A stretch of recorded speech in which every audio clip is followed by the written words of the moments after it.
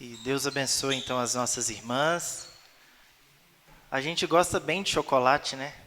Então, vocês podem ficar à vontade para comer aí durante a mensagem ou guardar para comer depois, fiquem à vontade.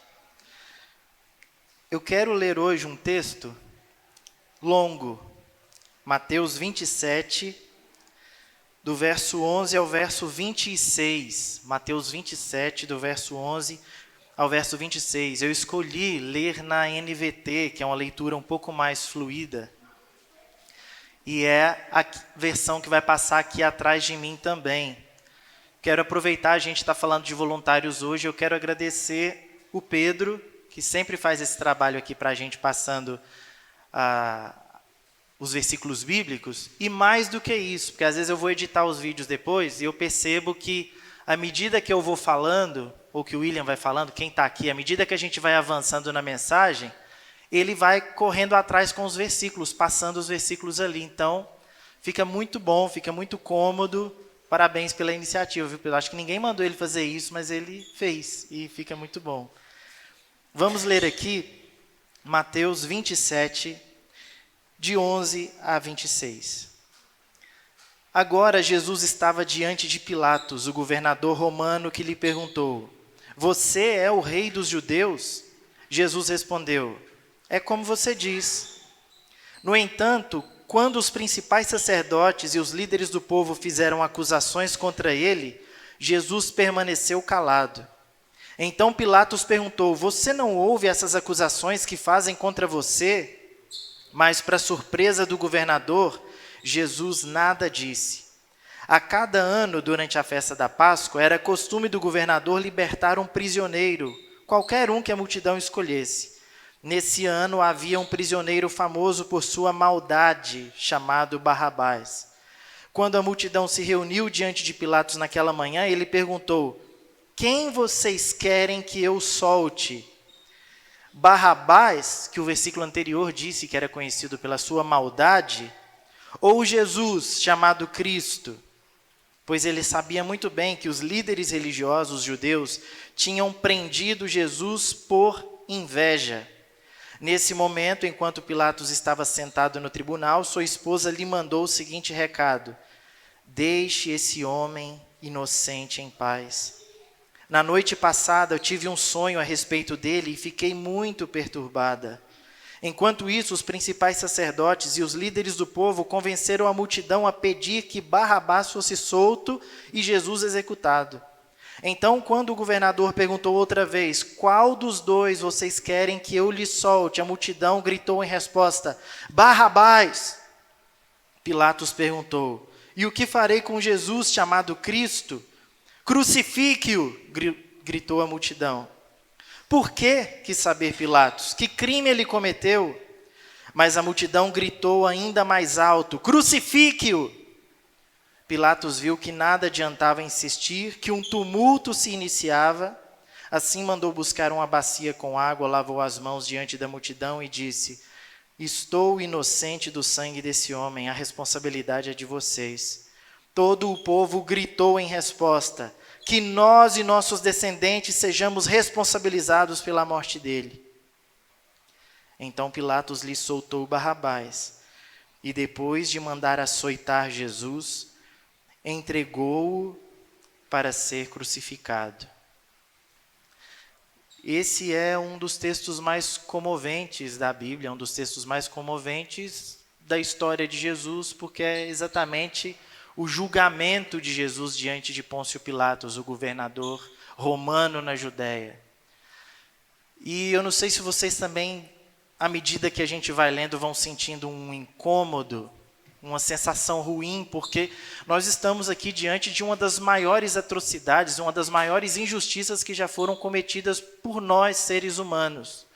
Nós crucificamos o Filho de Deus, nós matamos o Filho de Deus, nós matamos alguém que é cheio de bondade, cheio de amor, que é a pura verdade. Nós sabemos que a verdade não é um conceito, a verdade não é algo escrito, a verdade é uma pessoa, a pessoa bendita de Jesus.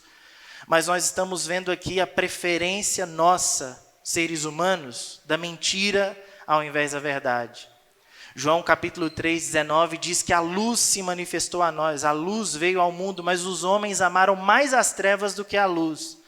Isso é o que nós fizemos, amamos mais a perversidade do que a verdade, do que a bondade. E nesse texto eu gostaria de destacar os grupos que aparecem aqui. Tem um grupo que não aparece, mas eu gostaria de destacar alguns grupos e personalidades, personagens que estão presentes no julgamento de Jesus, alguns ausentes, mas a maioria presentes no julgamento de Jesus, para a gente refletir um pouco. O primeiro grupo que eu quero chamar a sua atenção é para os líderes religiosos. Aqueles que conheciam muito bem as Escrituras, a Bíblia judaica, aqueles que conheciam muito bem as sagradas letras, estudiosos, teólogos da época, aqueles que entendiam tudo acerca das profecias, eles liam os profetas, eles citavam os profetas, mas não reconheceram aquele de quem os profetas falavam. Esses que, durante a vida de Jesus, sempre se colocaram como oposição a Jesus, se colocaram como contraponto, estavam sempre preparados para fiscalizar, para que o menor vacilo de Jesus eles pudessem denunciar. Desde sempre eles queriam o mal de Jesus. Isso foi percebido por Pilatos, aí no versículo 18, que diz que ele sabia que o que estava por trás dessa vontade, desse desejo dos líderes religiosos de fazerem mal a Jesus, era inveja. Inveja porque o amor de Jesus, a bondade de Jesus, quem Jesus era, como ele fazia as coisas, como ele amava, como ele transmitia a palavra de Deus, isso tudo expunha a hipocrisia daqueles líderes religiosos. Daqueles que só sabiam colocar peso sobre as pessoas, e leis e ordenamentos sobre as pessoas, que de acordo com o próprio Jesus, eles, os líderes religiosos, não ajudavam sequer com um mindinho a carregar o fardo pesado que eles colocavam sobre as pessoas. Esses homens abandonaram a verdade de Deus, abandonaram Jesus, para manterem a sua posição de poder religioso. Mas um outro grupo que aparece aqui nesse texto é a tal da multidão, a multidão curiosa, a multidão sempre faminta, a multidão que estava em todos os lugares onde Jesus estava, porque tinha interesse naquilo que Jesus poderia fazer por ela. A multidão que estava sempre presente onde quer que Jesus fosse. Em vários momentos aqui nós lemos mensagens, a base da nossa ministração foi histórias de Jesus, onde ele estava sendo seguido por uma multidão. E o texto dizia, e grande multidão acompanhava Jesus. E vieram pessoas das cidades vizinhas e formou-se grande multidão. Jesus andava e a multidão ia atrás. É claro, muitas dessas pessoas estavam interessadas de fato, de verdade, naquilo que Jesus tinha a dizer, nos ensinamentos de Jesus, naquilo que vinha do céu, do maná do céu, que emanava através de Jesus. Alguns estavam interessados nisso, mas boa parte da multidão, talvez a maioria, ela estava só acompanhando a multidão. Então você tinha parte da multidão seguindo Jesus e parte da multidão seguindo a multidão, para ver no que ia dar, para ver o que ia acontecer, para ver no que Jesus ia se meter agora nessa situação. Será que ele ia fazer uma coisa no sábado? Será que ele ia multiplicar mais pão e peixe? Será que ele ia ressuscitar mais alguém ou iria curar alguém? O que Jesus ia fazer? E eles estavam lá sempre curiosos para ver Jesus. E é interessante como que essa multidão há pouco tempo atrás estava gritando, Hosana nas alturas, bendito o que vem em nome do Senhor. Essa multidão agora estava gritando, crucifica-o, crucifica-o. Aqueles que antes tinham uma devoção por Jesus, estavam diante de Jesus, agora eles têm uma revolta na alma, eles querem a cabeça de Jesus, eles querem a morte de Jesus. Essa multidão, influenciada pelos líderes religiosos, diz o texto, vai gritar por Barrabás. Eles deixam a verdade, eles trocam a verdade pelo clamor da maioria, pelo clamor dos influenciadores da época. Mas tem um outro grupo que chama a atenção pela sua ausência aqui, Que grupo deveria estar aqui, mas não aparece no texto? Que grupo nós estamos sentindo falta aqui? Deveria estar, Jesus está aqui, mas esse grupo não está aqui. Os discípulos de Jesus, os seus acompanhantes, os seus melhores amigos, aqueles que viveram, que experimentaram coisas absurdas. Nós aqui jamais experimentamos e talvez nunca experimentaremos nada parecido com o que os discípulos de Jesus experimentaram, com o que eles viveram. Eles andaram com Ele, eles dormiram com Ele em vários momentos, eles estiveram presentes, eles sabem de coisas que não estão escritas, que nós não fazemos ideia. São pessoas que eram íntimas de Jesus. Mas na hora que Jesus mais precisava, eles fugiram. Todos o abandonaram, todos. Pedro disse para Jesus: eu vou com o Senhor até a morte, pode contar comigo. Negou Jesus 3 vezes.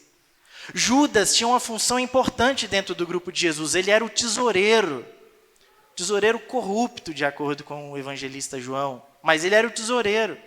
E ele, Judas, foi o responsável por tudo isso estar acontecendo, porque ele traiu Jesus. João, talvez o mais jovenzinho, o discípulo amado de Jesus, aquele que reclinava a sua cabeça no peito de Jesus. Já imaginou esse nível de intimidade? Você deitar no colo de Jesus? João se afastou, ficou de longe vendo o que estava acontecendo, todos foram embora. Todos o abandonaram, voltaram para suas antigas vidas, para suas antigas práticas, deixaram Jesus de lado porque estava ficando perigoso demais. Já pegaram Jesus, os próximos seremos nós. E todos fugiram, abandonaram e trocaram a verdade pelo medo. Mas existem algumas pessoas que aparecem aqui também.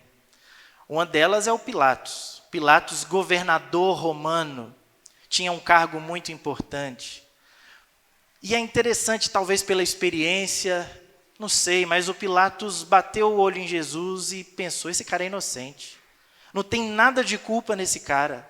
Pilatos percebeu que Jesus era um homem inocente. Ele entendeu a malícia, a maldade que estava por trás dos líderes religiosos e ele concluiu: isso aí é inveja desses caras. Pilatos percebeu tudo isso, mas ele não quis se comprometer a ponto de que algo pudesse lhe prejudicar. Ele ficou com medo de que algo pudesse lhe prejudicar. Ele era um homem de posição. Ele tinha como obrigação conter as revoltas que acontecessem na província. E ele sabia que aquela situação daquele nazareno, inocente, mas a situação daquele homem poderia provocar uma revolta, uma revolução ali. E ele queria fugir disso. O cargo dele estava em jogo, de repente até a vida dele estava em jogo se explodisse uma revolta. No texto que nós lemos, disse que houve um princípio de tumulto. As pessoas começaram a ficar nervosas diante de Pilatos não fazer nada. E então o Pilatos, sabendo que Jesus era inocente, ele prefere lavar as suas mãos e se isentar. Pilatos troca a verdade de Deus pela conveniência. Era mais conveniente para ele ficar de fora, deixar para lá. É como se o Pilatos dissesse para Jesus: olha, Jesus, se eu te ajudar, eu corro risco, eu perco posição política, eu perco status social, eu corro risco de vida. Então, entre a sua mãe chorar e a minha, que chore a sua. E Pilatos abandonou Jesus, sabendo que Jesus era inocente. Mas tem uma outra pessoa que é citada aqui, o Barrabás. Conhecido, famoso, de acordo com o versículo 16, pela sua maldade. Barrabás, maldoso, revolucionário, assassino. Jesus era o oposto de Barrabás. Se Barrabás era maldade pura, Jesus era a plena bondade. Se o Barrabás era um assassino, Jesus era o autor da vida que já havia ressuscitado algumas pessoas. E naquele momento, a multidão, ela escolhe, ela prefere que se solte o Barrabás. O Barrabás não sabia, mas o castigo que lhe traria a paz estava sobre aquele inocente, que seria castigado no seu lugar, que morreria no seu lugar. Mas a multidão preferiu a maldade do que a verdade. A última personagem desse texto é uma mulher, a esposa do Pilatos.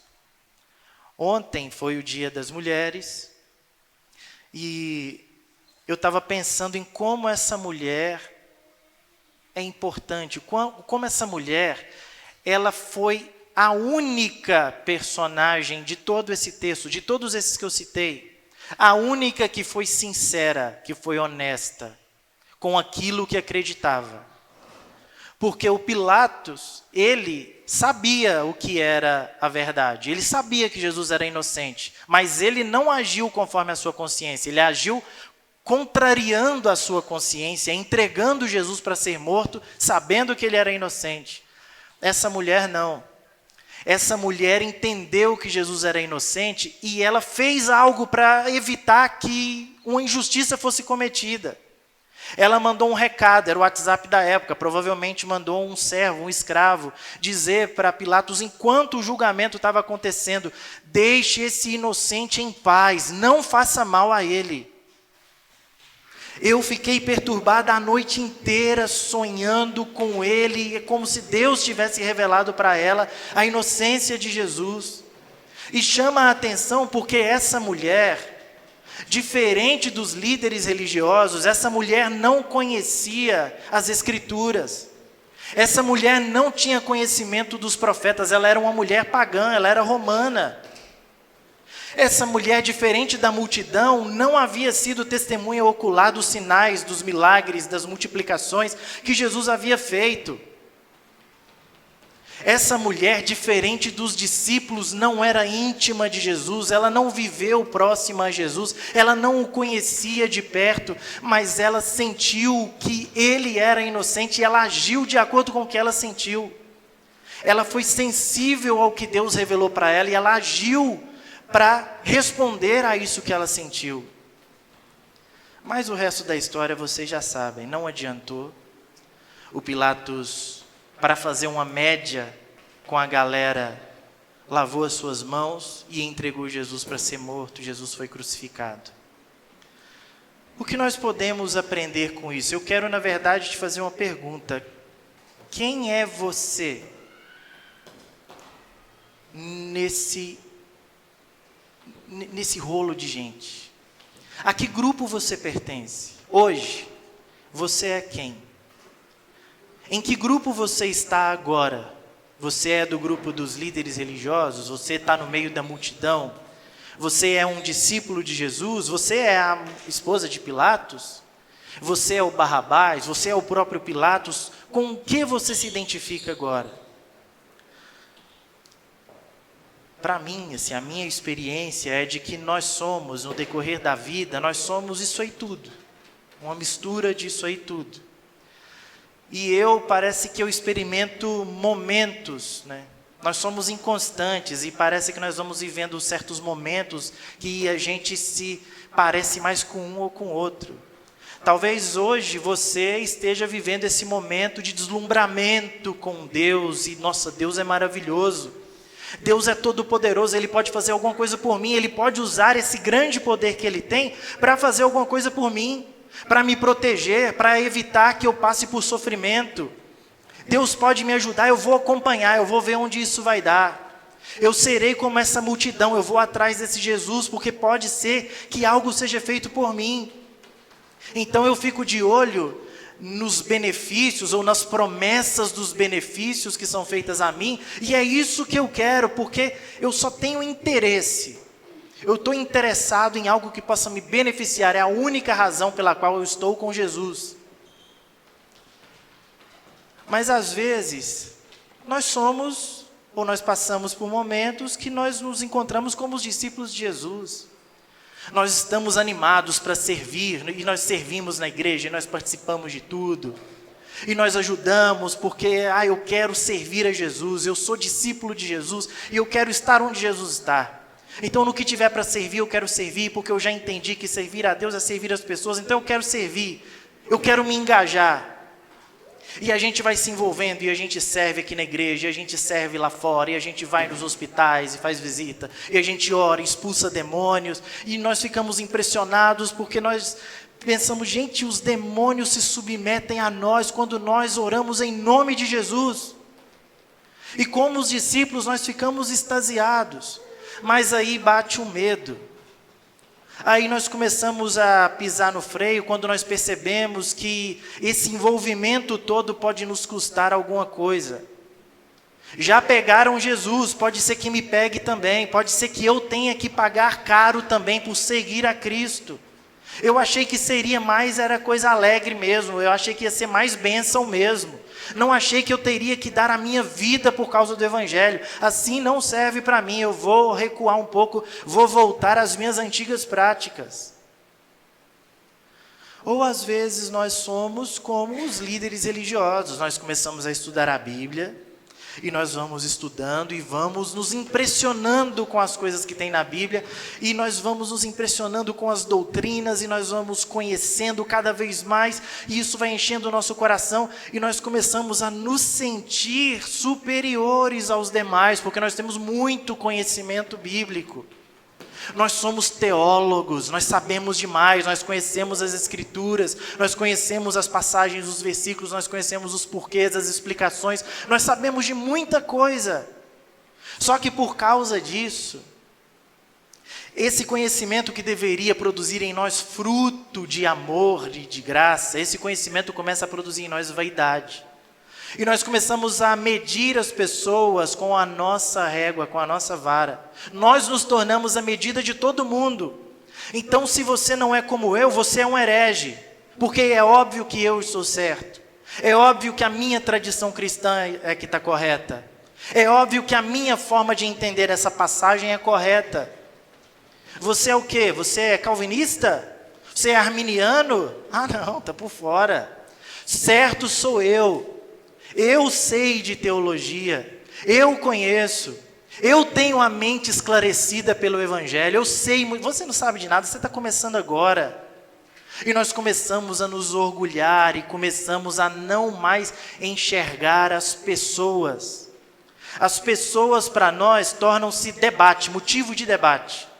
Eu olho para a pessoa, para o sofrimento dela, para a situação dela, eu não me preocupo com a pessoa, eu me preocupo, será que pode ou não pode essa pessoa fazer isso?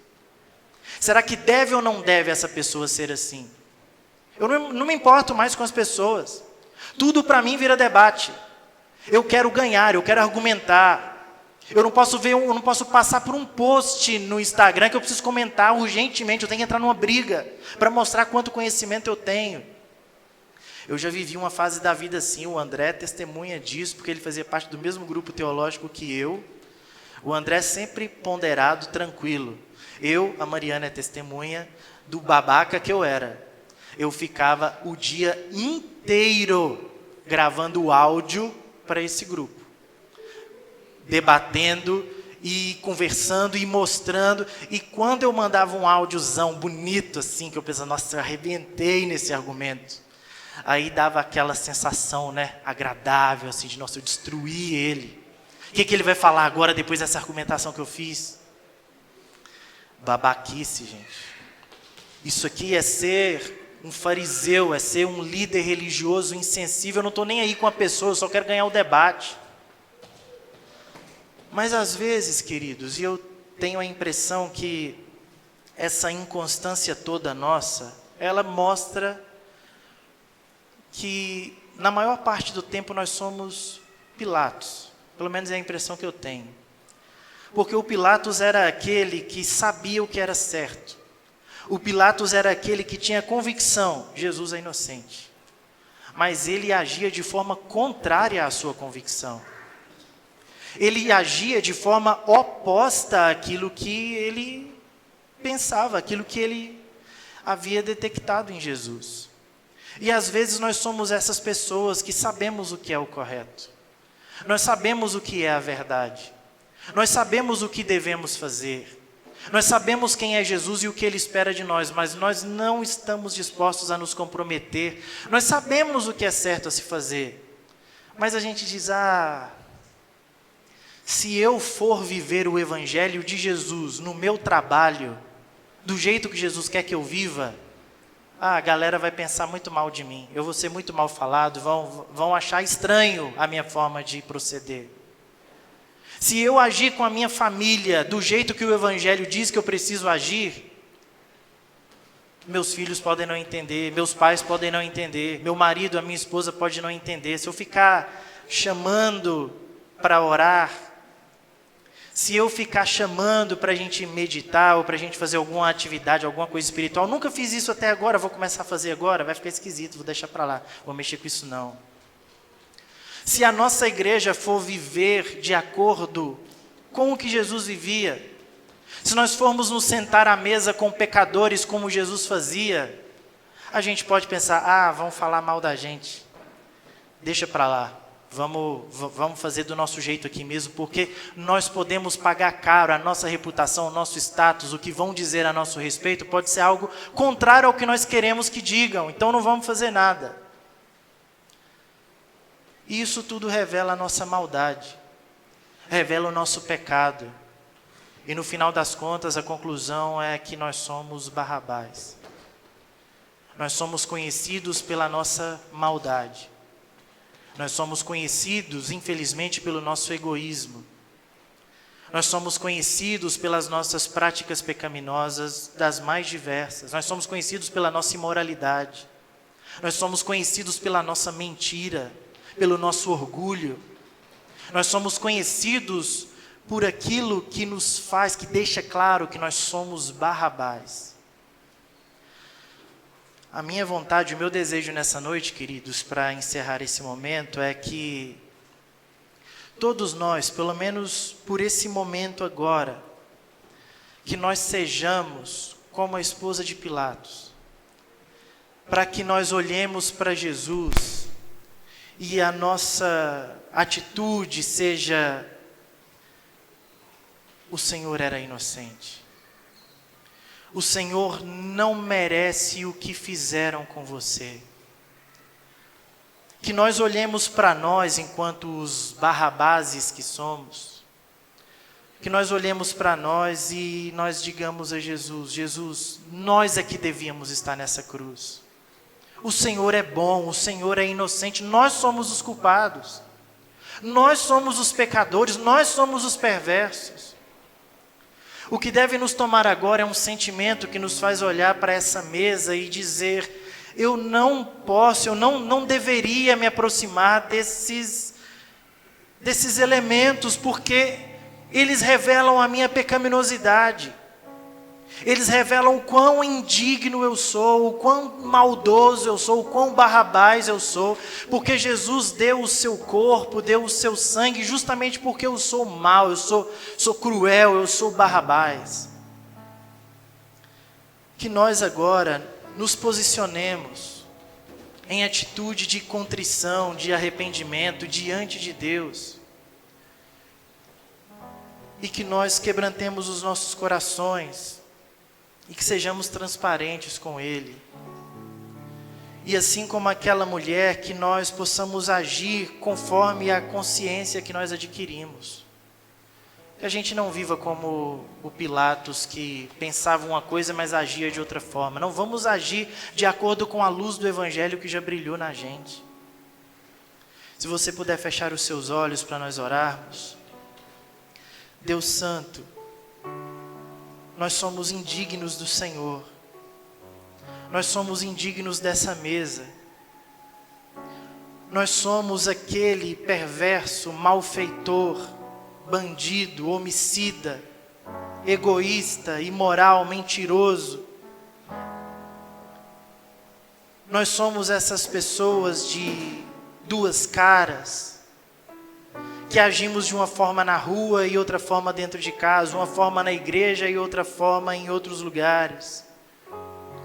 Nós somos essas pessoas que carregam dentro de si marcas e pecados. Tem misericórdia de nós, Senhor. Tem misericórdia de nós e crie em nós um coração grato ao Senhor, porque nós temos consciência de que o castigo que agora nos traz paz esteve sobre o Senhor. Nós só podemos participar agora livremente desse momento, podemos participar da mesa do Senhor, porque alguém pagou por nós, um inocente pagou em nosso lugar. Ajuda-nos a ter um coração cheio de gratidão, Deus, e a vivermos de acordo com a verdade que o Senhor nos revelou. É o que pedimos, é o que clamamos a Ti, em nome de Jesus. Amém.